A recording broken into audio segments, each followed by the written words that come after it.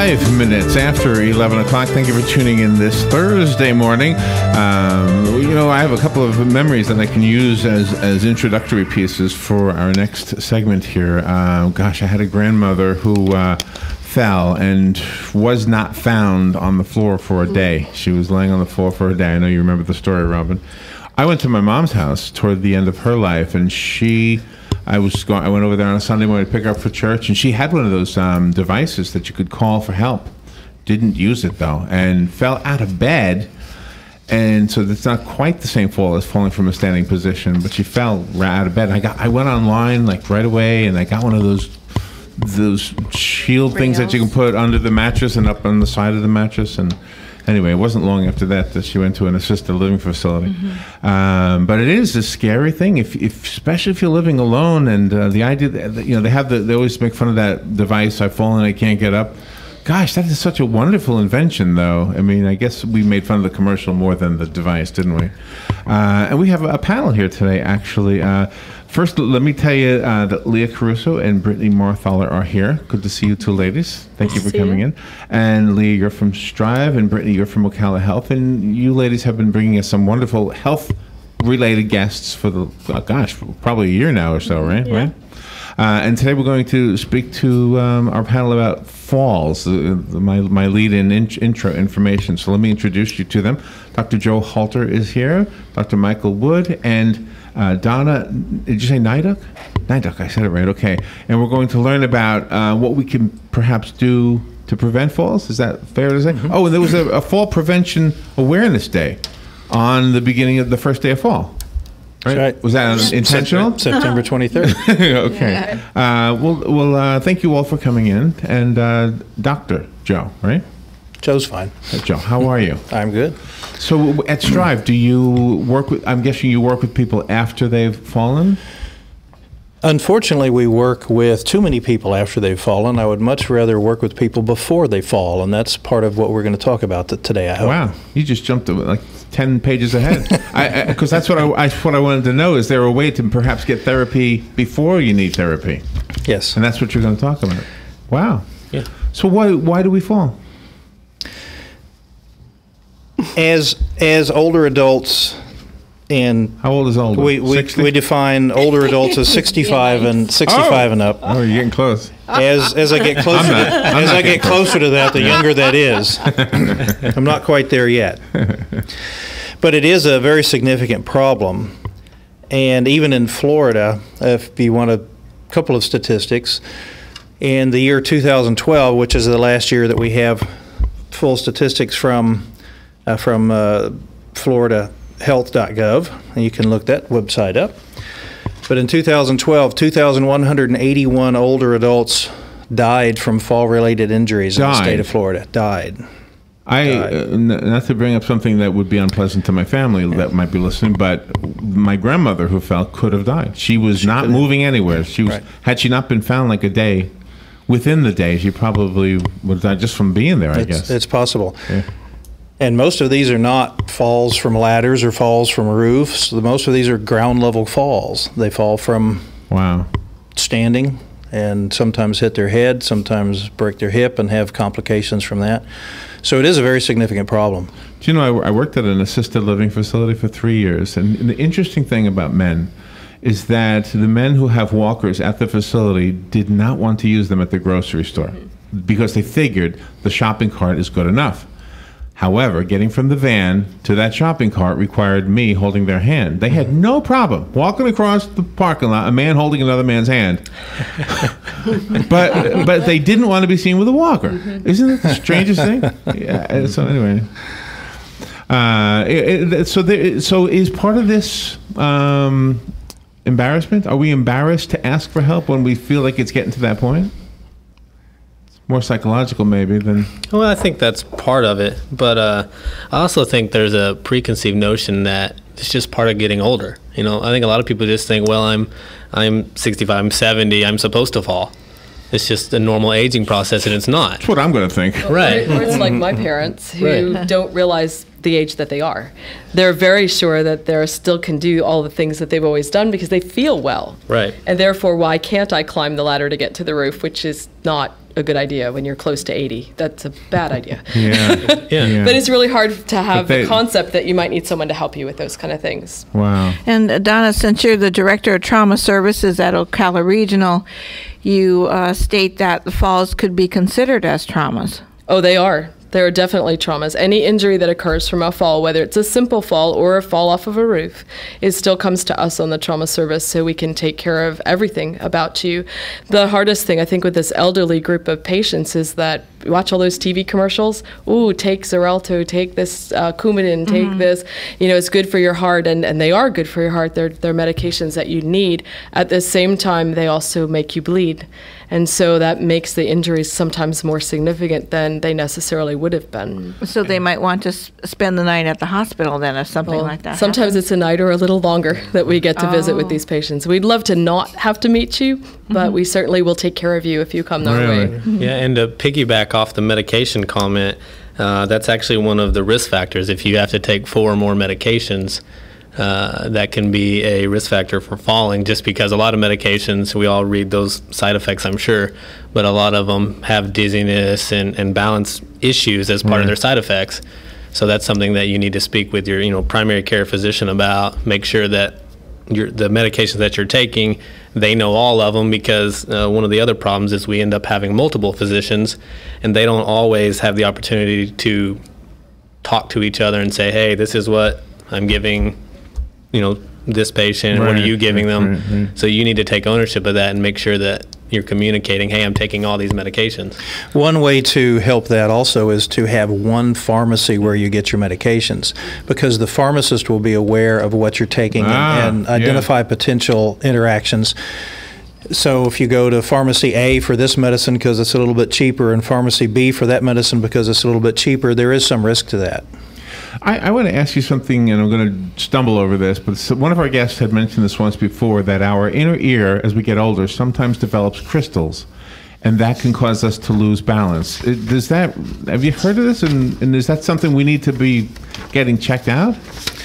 There is a loss of vestibular function as we age, and we do have, everybody has crystals in their inner ear. That's a functional part. Thank God it's not a Whopper. Balance. Yeah.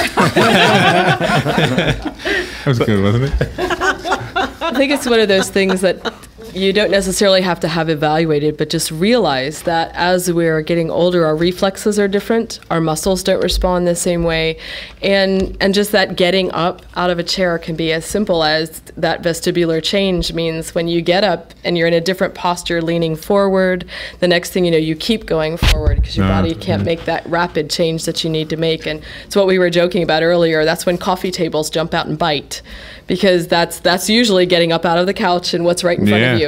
There's the coffee table, and that's the next thing that you're going to go down, trip over. So it's really paying attention to, how is my body changing? What do I need to adapt at home? Statistically, vestibular and balance problems are the most common reason that older adults go to visit their primary care physician. And that would be before the fall or after? Most often before the fall. Before, so it's a good preventive thing. It can be. We can have an effect on that. And that's physical. That's something that you physically do with the patient? Mm-hmm. Sure. Okay. And what do you do? We would evaluate the patient. It would depend on the individual, but risk factors for falling include, interestingly enough, the fear of falling. So if somebody is afraid of falling, they sit on the couch. If they sit on the couch, they get weak. Their muscles get stiff and tight. And their proprioception, which is your sense of where your body is in space, tends to deteriorate. Well, we can have an effect on all of those things with exercise. Exercise in some people has a negative connotation, so I prefer to use the term activity. As children, what do? We walk along the curb. We see who can walk farthest on the railroad Stay track, on the line. although don't walk on the railroad tracks. Who can walk on the line the farthest before they step off? Who can balance on one foot the longest before they have to put their foot down? Right. We challenge that all the time as children. We stop doing that as we get older. Well, it's has been shown by many, many researchers that if we challenge those things as we get older, guess what? It gets better. We can obviously have an Really? effect on strength. We can obviously have an effect on flexibility. That's what physical therapists do. But we can also have an effect on balance and proprioception. So you challenge us, and once we get involved in the program, it seems like it would be beneficial to stay with it. Absolutely. And that's one of the things that we would do, would be try to design a program of things that you enjoy doing that will continue the benefit of the activity once you stop coming to see us and your, quote, medical therapy is over. Yeah. And this is something a person should do, come to see you, because it can be very emotionally upsetting to the person that is doing the falls, because then in their mind, if they're living alone or living with their significant other, they might think, okay, my kids are going to put me in a home and take me out of my home, and they don't want that. That's a huge fear, that loss of independence. It's a really huge fear for everybody. Sure, it does have an effect on that. And several years ago, Strive participated in a small-scale study on preventing falls. And we enlisted 10 people that were at risk for falls. In fact, on average, had fallen 2 times in the previous 6 months before the study started. Actually, only 9 participated when we got cranked up. But we met once a week for 10 weeks, and we worked on strengthening, we worked on flexibility, we worked on balance. And everyone in the study showed significant gains in improvements in the tests that we use for balance. And then we followed up 6 months after the study. Of the 9 people that completed the study, we were unable to contact one. Unfortunately, one had deceased. Oh, wow. And of the 7 people left, only one had fallen in the 6 months after the study. Now remember, all of these people had fallen an average of twice before in the 6 months before this. Wow. And the wife of the fellow that had fallen said, well, what do you expect? All he did after he left you guys was sit on the couch. Oh. Yep. Oh, So you didn't apply the new learning. Right. So I want to go back to the thing you said about when we were kids, because when we were kids and we did that, it meant some other kid was challenging us. As we get older, if you're married and suddenly a spouse dies, you don't have that challenger anymore. Like if 2 people were listening right now, there are a couple of this, and we should get involved with this. We don't want to fall. If one of them dies, they're not there to support the other. Does that make sense? So is that part of the program that you had? Right. So, another thing, just to touch on the whole, as children, we do those things. I think part of the reason we stop is because it's child's games. It's childish. We're an adult now, so we've got to act like an adult. Well, you still. That's what they always tell me. Exactly. Yeah. Don't listen to them. You still need to have More fun. fun to stay a kid. Exactly. And things like dancing, doing yoga, those types of activities. You don't have to give those up just because you've gotten older. What you may have to do is come to us, in physical therapy, and let us get you stronger again so you can go back to enjoying those activities. And then to touch on continuing after you're done with your physical therapy, we offer a independent fitness program so that you can still come to our facility. You work out on your own, but we're there if you have any questions or concerns, and there to make sure that you're being pushed and that you're pushing yourself. Because you can look at just the average person.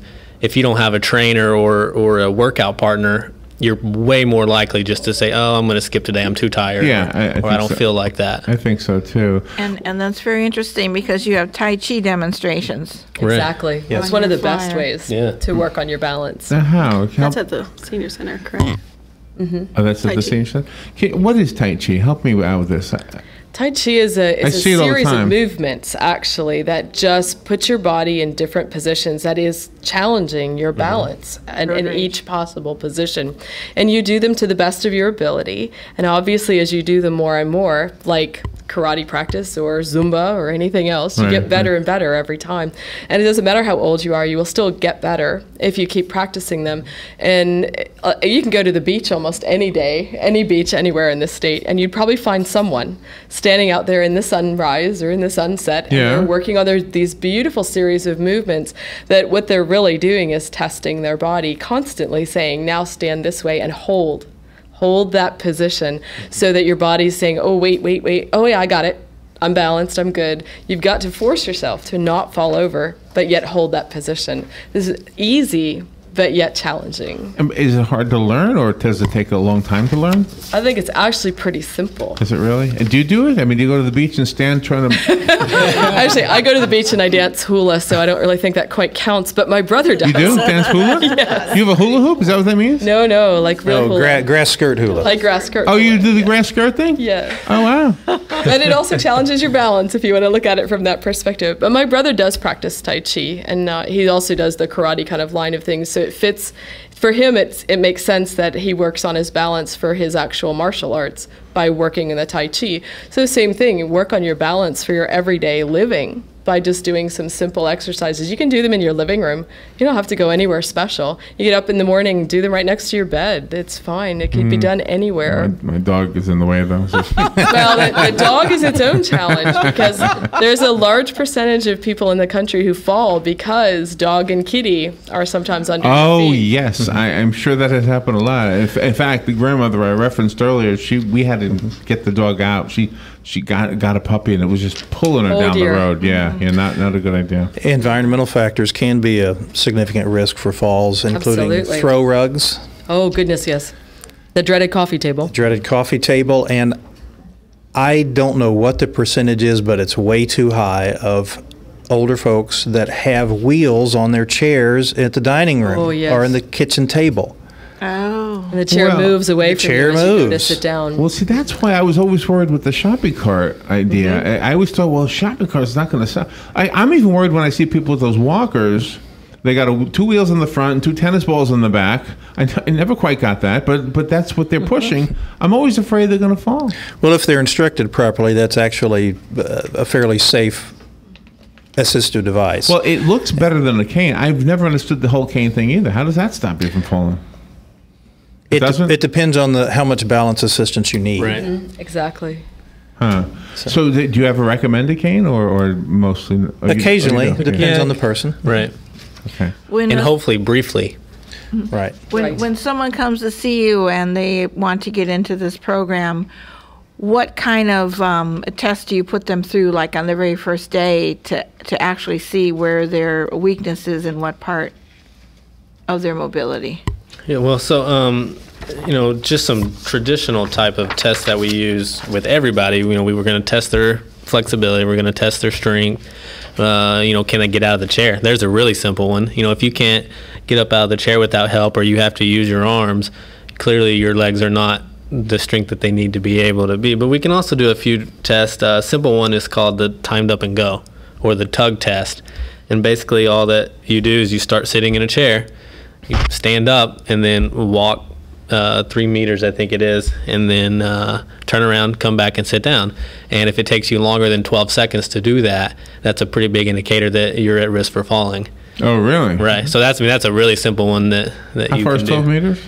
No. 3 meters. 3 10 meters. feet. About 9 feet. Oh, Yeah, okay. 9, 10 okay. feet. Okay. Do you look at their footwear when they come in? Absolutely. goodness, Yes. Yeah. Good question. Oh, wow. Good point. Definitely no heels.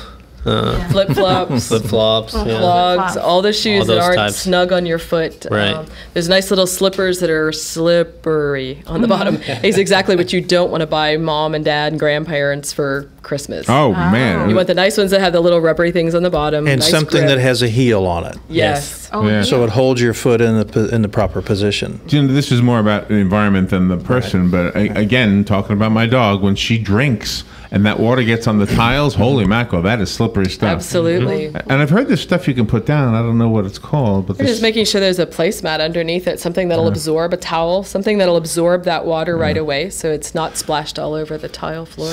You know something that will put you down on a tile floor faster than just about anything? If you have a flat-soled shoe on, a paper clip. Oh, sure. Oh. Anything small like really. that. Wow. And there's something called the Falls Prevention Awareness Day. Are we focusing on that at all? This flyer Yes, right that's here. coming up on Monday That's this at Monday? Ocala Regional's campus from 10 a.m. to 3 p.m. And you can come by anytime. You don't have to come for the whole time, but we're going to be doing a variety of these balance screenings. We're going to have someone there to talk about your environment. Okay. And things that are in your daily life that may be contributing to falls. So come on out. It's a free event. We're going to have the trauma service there. We're going to have Strive there, as well as some other community partners with us. And the little test will tell you something about yourself, right? So you know how much at risk. So you're speaking, I'm guessing that the listeners there's two groups. There's the person who worries about falling. There's the person who worries about someone he loves falling or she loves falling, right? Yes. So speak to that person. How does that person get the other person to come along? Just say, hey, I got something fun to do. Going out for lunch. Oh, we're stopping at the going hospital. We're going out for crystals, yeah. There's always a reason. Oh, I have to go shopping at the mall, but the hospital's on the way. And just check your balance. There'll be free things there, too. Mm-hmm. And the other thing, too, that you can do for the person that you love, including your partner, if so this was my parents were talking to, what my mom can do for my dad for my mom, right, is check your own house. Go visit your parents and look at their house and see what is it that's the potential danger. So where's that throw rug, the dreaded throw rug? How close is the couch to that coffee table? Is there room for mom to stand up, get her balance, and start walking before she's the next thing you know tripping over it and falling? So there's little things like that, making sure there's not just things on the floor that they can trip over. Put a bell on your kitty so that you hear the kitty coming before you stand up and trip over them. Yeah, can little things. Can a group like from an assisted living facility come to this event? Absolutely. Can they load up in the van and all come in at once? We'll be there. Okay, all right. Well, that sounds like fun. And you guys would Strive, do you ever go to the facilities? Like, could you do a house call, so to speak, with a group? We typically don't do that or haven't done that. We are giving a fall prevention lecture at the Senior Center out close to on top of the world on the 26th. Let me check my calendar real quick. The Senior Center, where's that, Robin? The Senior Center close. Ocala Health as well. It's a Senior Wellness Community Center out by on top of the world. Oh, okay, okay. The 26th, yes. Friday. Okay. Friday at 2 o'clock. Hopefully we've got somebody interested in this and they understand it. If you would like to share this, of course, it's being videotaped and it'll be on Facebook, etc. Do you want to give out phone numbers or contact information? Sure. I'll start with Strives. You can reach us at 352-351-8883. And that's our Mary Camp location. We also have a couple other locations, and if you call Mary Camp, they'll let you know. Okay, all right.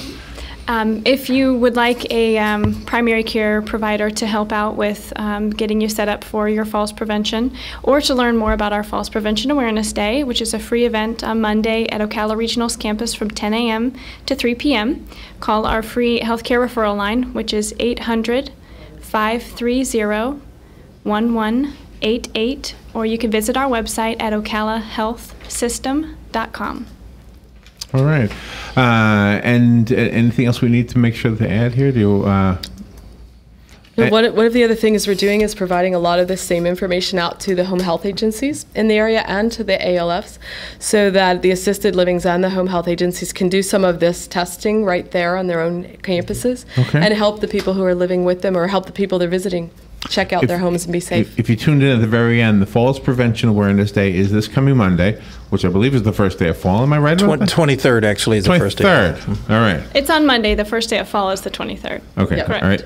Darn close. 10 a.m. to 3 p.m. on Monday at Ocala Regional Medical Center, 1431? 1431 Southwest 1st Avenue. Okay. Balance screenings, Tai Chi demonstrations, and falls prevention information. Go if you think you're at risk, and take somebody you might think is also at risk. Brittany Marthaler, good to see you. Thank you for coming in. Leah Caruso, thank you for coming in. Thank you for having Donna Nayduch, nice to meet you. Thanks. I believe you two guys I've met before. You seem familiar, yes? Yes. Dr. Michael Wood, thank you, and Dr. Joe Halter, thank you. We'll take a little break, and we'll be right back. This is The Source, WOCA Ocala.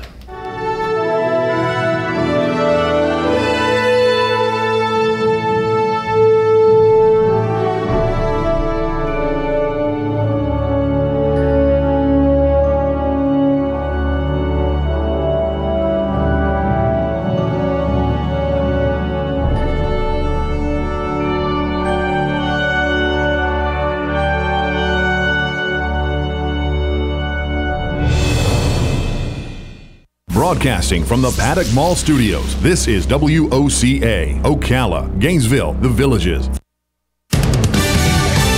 Fox News Radio, I'm Lillian Wu. Australia